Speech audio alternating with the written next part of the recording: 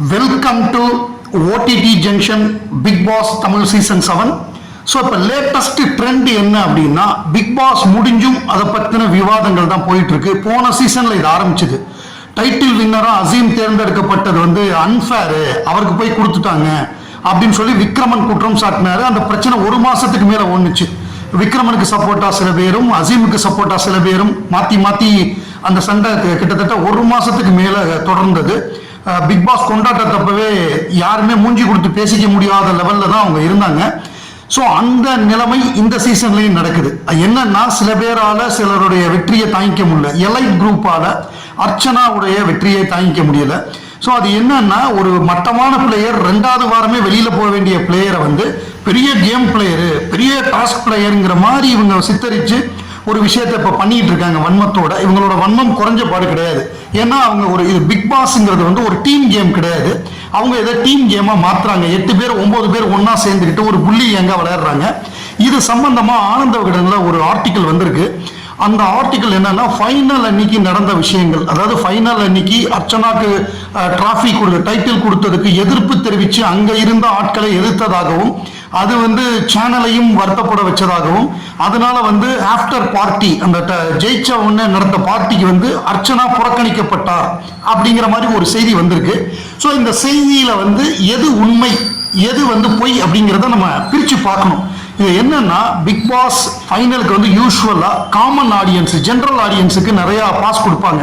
ஆனா இந்த முறை என்ன பண்ணிட்டாங்கன்னா, 95% பிக் பாஸ் போட்டியாளர்களுடைய ஃப்ரெண்ட்ஸ் அண்ட் ரிலேட்டிவ்ஸ், அவங்க சொந்தக்காரங்க, அவங்க அப்பா அம்மா, அவங்க ஃப்ரெண்ட்ஸ் எல்லாத்துக்கும் கொடுத்துட்டாங்க. ஸோ இது என்னன்னா, வனிதா விஜயகுமாருடைய நீங்க லைவ் பார்த்துருப்பீங்க.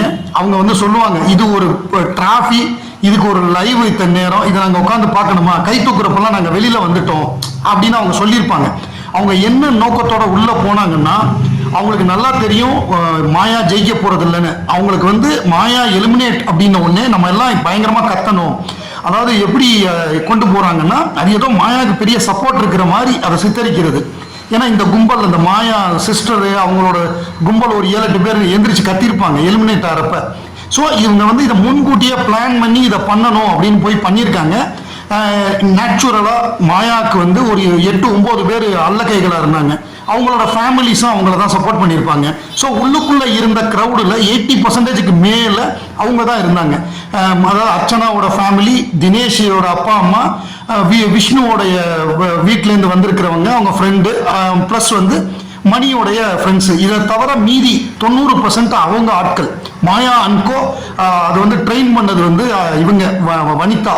ஸோ அப்போ அவங்க முன்கூட்டியே பிளான் பண்ணி போறாங்க, நமக்கு முடிவு இப்படி தான் இருக்கும், மக்களுக்கு நம்மளை பிடிக்கல அப்படின்னு தெரிஞ்சு போய் அந்த வேலையை அவங்க பண்றாங்க. இத்தனைக்கும் அவங்க வந்து ரன்னர் வந்திருந்தா கூட, மாயா பயங்கரமான பிளேயர், ரன்னர் வந்திருக்காங்க, இவங்க 2 பேருக்கு ஓட்டு வந்து ஒரு 10 லட்சம் ஓட்டு தான் வித்தியாசம் அப்படின்னு ஒரு வாதத்துக்கு எடுத்துக்கிட்டா கூட ஒத்துக்கலாம். செகண்ட் பிளேஸ் மணி வந்திருக்காரு 7 கோடி ஓட்டு வாங்கி. மணியை என்ன சொல்ல போறாங்க? மணி பிஆர் வச்சு ஓட்டு வாங்கினாரு சொல்ல போறாங்களா? இது ஏன்னா எனக்கு புரியல என்னன்னு. அதாவது மாயா வந்து 2வது வாரமே வெளியில போக வேண்டிய ஆளை காப்பாத்தி காப்பாத்தி காப்பாத்தி கடைசி வரைய கொண்டு வந்து பல இடங்கள்ல வந்து அவங்களுக்கு வந்து முட்டு கொடுத்து, 2வது வாரம் பவாச்சலத்துறை வெளியில போறப்ப எலிமினேட் ஆக வேண்டியது, பவாச்சலத்துறை வெளியில போனதுனால் இந்த வாரம் எலிமினேஷன் கிடையாது அப்படின்னு ஒரு காரணத்தை சொல்லி அவங்களை காப்பாத்தி விட்டாங்க. கடைசியில வந்து பார்த்தா விஜய் வர்மா வந்து இவரை கூட விசித்ராவோட கூட ஓட்டு வாங்கினாங்க அப்படின்னு சொல்லி விஜய் வர்மாவை ஃபைனல் வீக் கூட்டு போனாங்க.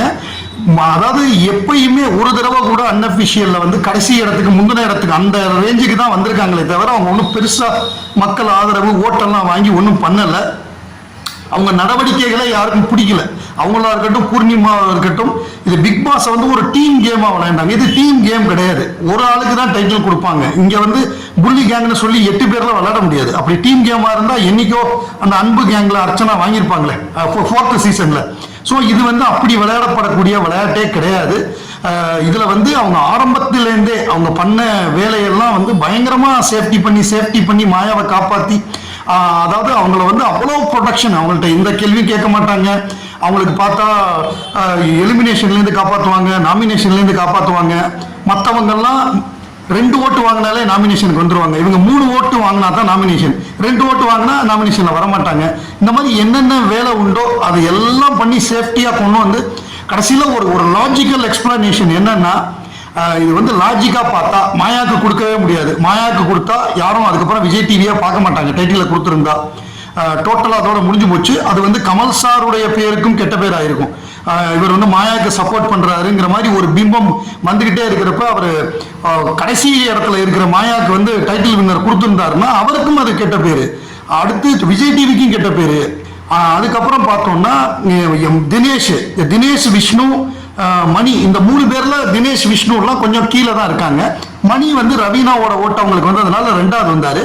ஸோ ஆட்டோமேட்டிக் சாய்ஸாக அர்ச்சனா தேர்ந்தெடுக்கப்பட்டார். அவர் நல்லா கேம் விளையாண்டார். அவர் வந்து எல்லாத்தையுமே அதாவது இறக்கம் ஏற்றம் எல்லாத்தையும் பார்த்து அந்த இடத்துல வந்து நின்னாரு. தினேஷ் அப்படி கிடையாது, ஒரே மாதிரி தான் விளையாண்டாரு. தினேஷ் கேம்ல எந்த சேஞ்சுமே இருக்காது.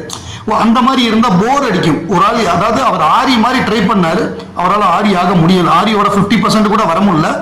அவர் என்னன்னா எப்ப பார்த்தாலும் ஒரு எல்லாத்துக்கும் கேள்வி கேட்டுக்கிட்டு பதில் சொல்லிக்கிட்டு ஒரு வாக்குவாதம் பண்ணக்கூடிய ஒரு ஆளா அவர் வந்து விசித்ராவோட அவர் இது பண்ணது அவருக்கு மைனஸா தான் போச்சு.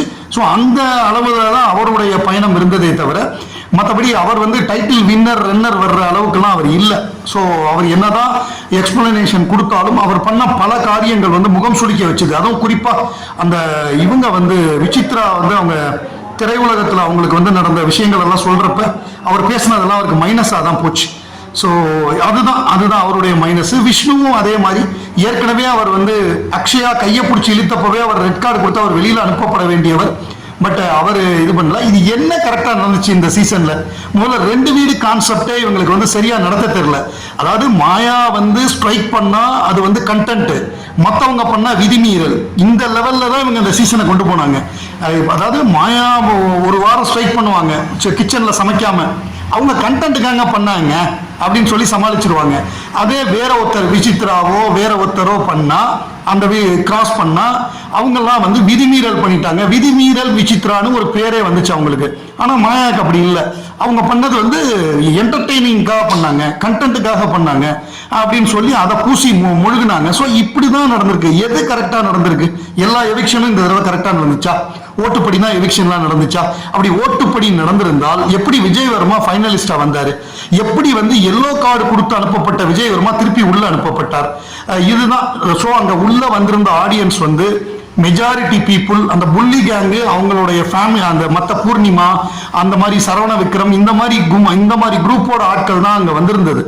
அக்ஷயாவுடைய சொந்தக்காரங்க நண்பர்கள். ஸோ அவங்க வந்து ஆபியஸா மாயாவை தவிர வேறு யார் வந்தாலுமே, தினேஷ் வந்திருந்தாலும் அவங்க இதே கலாட்டா தான் பண்ணியிருப்பாங்க. விஷ்ணு வந்தாலும் கலாட்டா பண்ணியிருப்பாங்க. மணி ஜெயிச்சிருந்தாலும் கலாட்டா பண்ணியிருப்பாங்க. அர்ச்சனா ஜெயிச்சாலும் கலாட்டா பண்ணியிருப்பாங்க. ஸோ போட்டி நடந்து முடிஞ்சு போச்சு. மக்கள் ஆதரவோட அர்ச்சனா வின் பண்ணிட்டாங்க. ஸ்போர்ட்டிவா டிஃபீட் அக்செப்ட் பண்ணிட்டு போறதுதான் புத்திசாலித்தனம். ஒரு பக்கம் இது அவங்களுக்கு தான் 5 படம் கையில இருக்கு. லோகேஷ் கனகராஜ் வந்து 5 படம் கையில இவங்களுக்கு சான்ஸ் கொடுத்திருக்காரு.